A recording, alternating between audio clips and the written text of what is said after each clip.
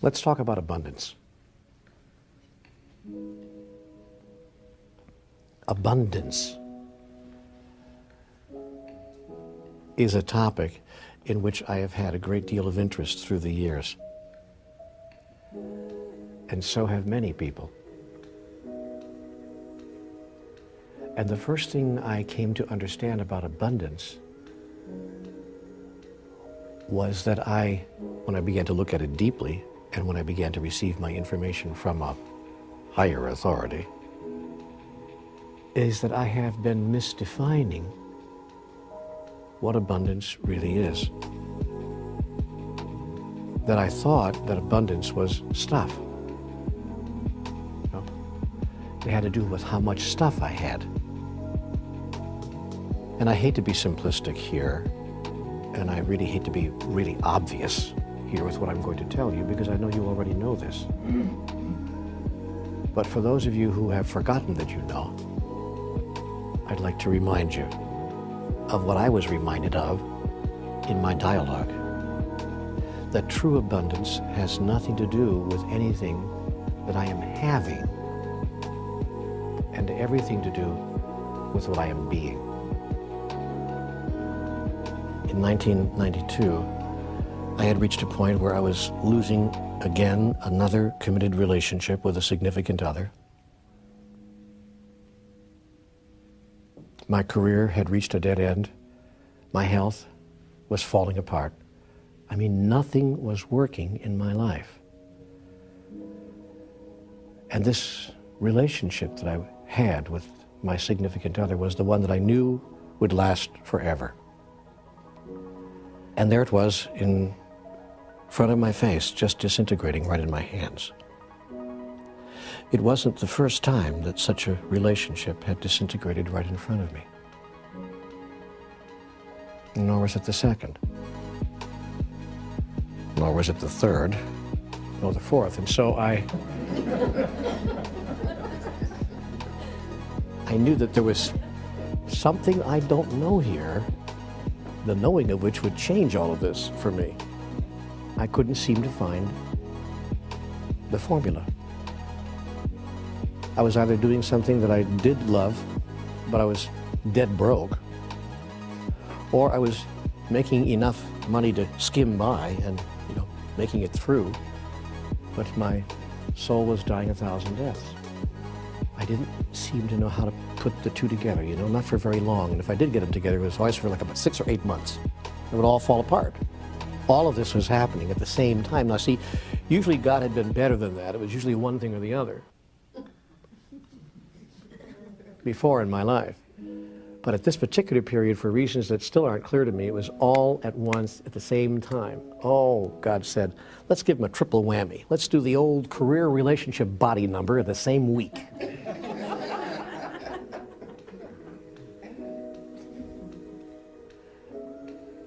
And one night I threw back the covers of the bed because I had awakened in the middle of the night, filled with rage and upset over how my life was.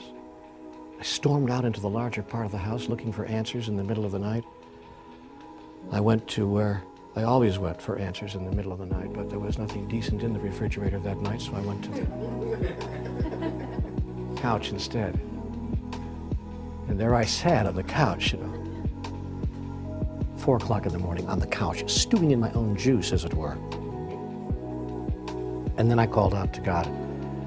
I thought, well, I can run around and break up the house, tear apart the dishes or whatever. But I sat there and I called out, God, what does it take? What does it take to make this game work? Somebody tell me the rules. I promise I'll play, just give me the rules, And after you give them to me, don't change them. I brought the pen back to the paper for reasons that aren't clear to me now, and a thought came to me, a little voice, right over here, just over my right shoulder. And I call it now my voiceless voice. And the voiceless voice said, Neale, do you really want answers to all of these questions, or are you just venting? I said, well, I am venting, but if you have answers, I'd sure as heck like to know what they are. And with that, the answers came. in a flood. The answer to every question I ever asked came to me. And so fast that I felt I had to write them down or I would forget them. I never intended to write a book. I was simply writing this stuff down because I didn't want to forget this stuff that was coming to me. So I wrote it down in a flood as fast as my hand could fly. And as I read what I was writing, it brought up naturally other questions for me because it was astonishing stuff that was coming off the pen. So I started writing the questions that the answers brought up for me, and that brought more answers, and I wrote more questions, and that brought more answers, and before I knew it, I was involved in an on-paper dialogue with what I later came to know must be God. So that's how I got to be sitting here in the front of the room. I'm very clear now that I was called on to be a messenger. I'm very clear now that in fact that's what I've always been, is a messenger. And that there's no place I can allow myself to be except in the front of the room. Because I have a very important message to share with everyone whose life I touch. And here is the important message I've come to share. All of you are a messenger. And there's no place else that you can allow yourself to be except in the front of the room. And all of you have come to share a very important message with everyone whose life you touch. And here's the important message that you have come to share. All of them, each of them is a messenger. And here's the message all of us have come to share with each other. Hello, wake up. Do you know who you really are? Hello, wake up. Do you understand? Here's the message we've come to share.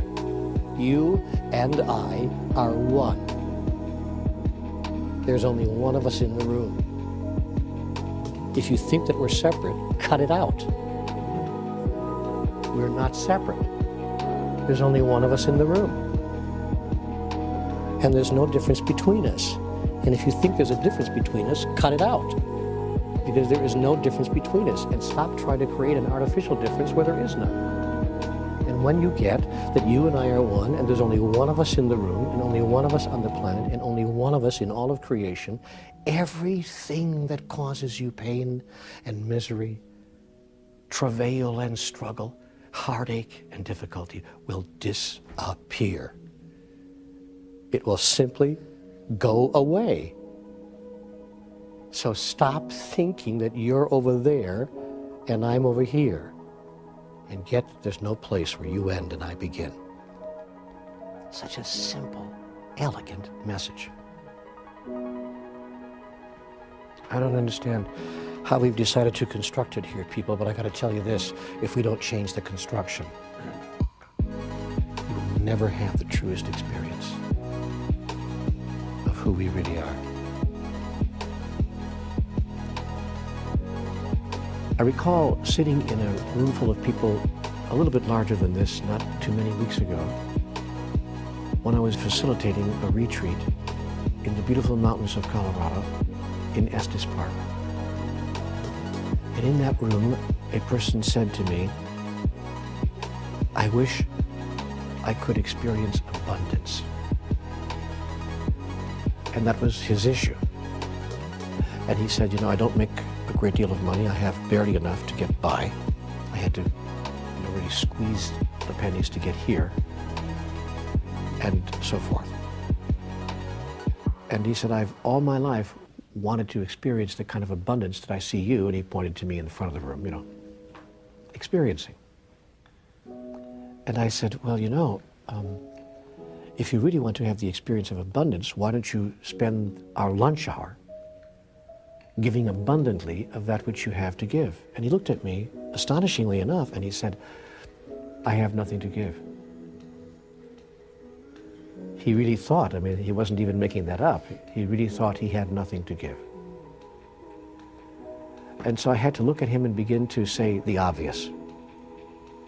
Do you have any love to give? Oh, he said, and he wasn't even sure about that.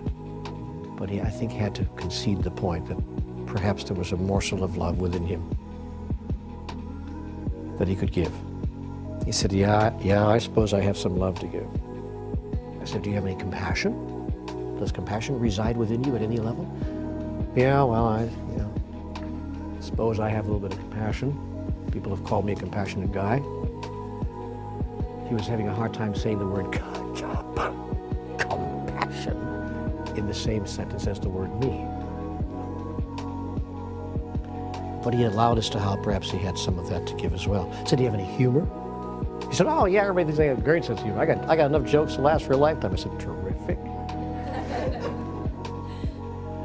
We made a list of the things that he had in abundance. But of course, he didn't think that had anything to do with abundance as he was describing it.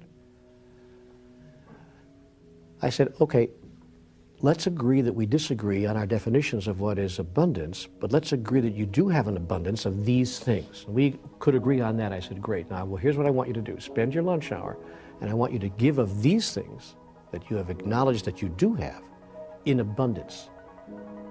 Give of them in profusion.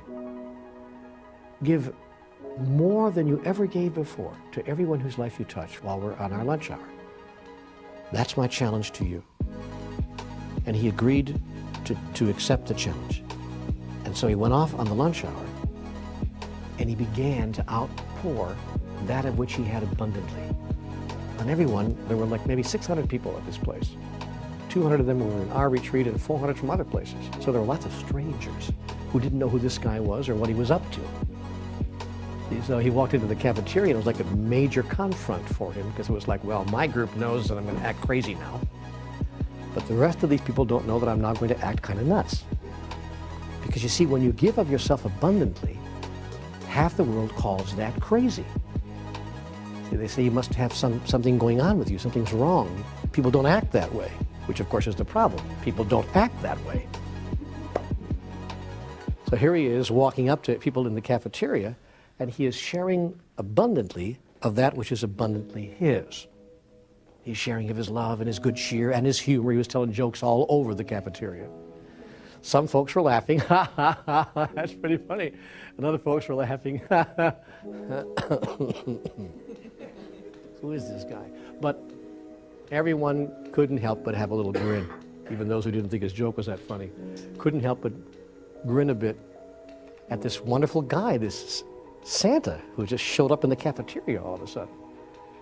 And he was going around saying wonderful things to people, and one person, as it happened, was not in that good of a mood. And it was his opportunity to show some compassion. And he showed compassion by not telling any more of his bad jokes. But then he sat down next to that person and said, I don't know you, but I'm from this other group that's doing a retreat in the other lodge. Everything okay? Before he knew it, he had become involved in a conversation with God.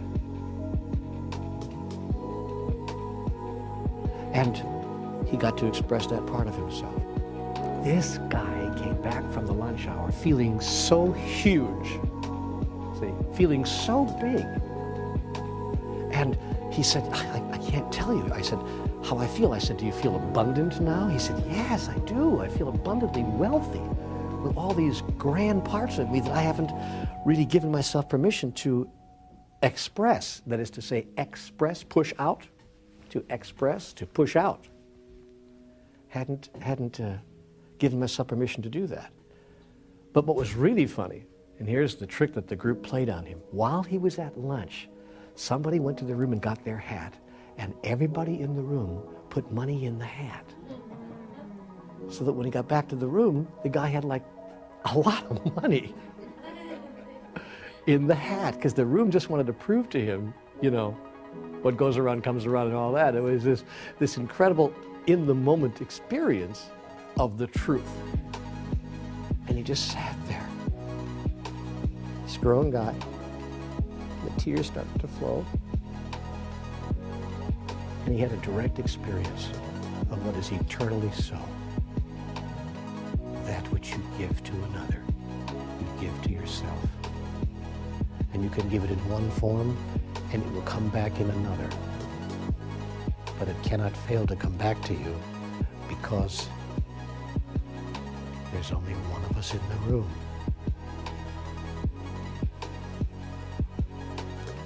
And his life changed out of his new awareness of what abundance truly is. So the first thing I want to share with you about abundance is get clear what abundance is. And if and when you decide to give abundantly of the grandest part of who you are, with everyone whose life you touch, if you decide to do that, your life will change in 90 days. Maybe 90 minutes, be careful. Because people will suddenly get who you are. See, it has nothing to do with what he's doing. So be careful that you don't get caught up in a thought that your abundance, or what you might want to call your success in life, will come to you out of what you're doing. It will not. And if you haven't learned that, life will teach you that, because you'll do all this stuff. So you'll be doing this and doing that and doing this and doing that and doing this and doing that, and just wind up with a great big pile of doo-doo. And you'll wonder, how did I create this pile of doo-doo here? I did all the right things. And then it will dawn on you, oh, I get it. It has nothing to do with what I'm doing. That isn't the connection. That isn't how all this good stuff that I think is going to flow to me is going to flow to me. And then we see another person down the street who appears to be doing nothing. And abundance is just flowing down upon him. You can't push it away fast enough. Say, well, that's not fair. How does he get to have all that? He's not doing anything, which is, of course, precisely the secret. He's not doing a damn thing. I mean to say, and I chose my words very carefully there, he's not doing a damned thing. And we've been spending our lives running around doing all these damned things.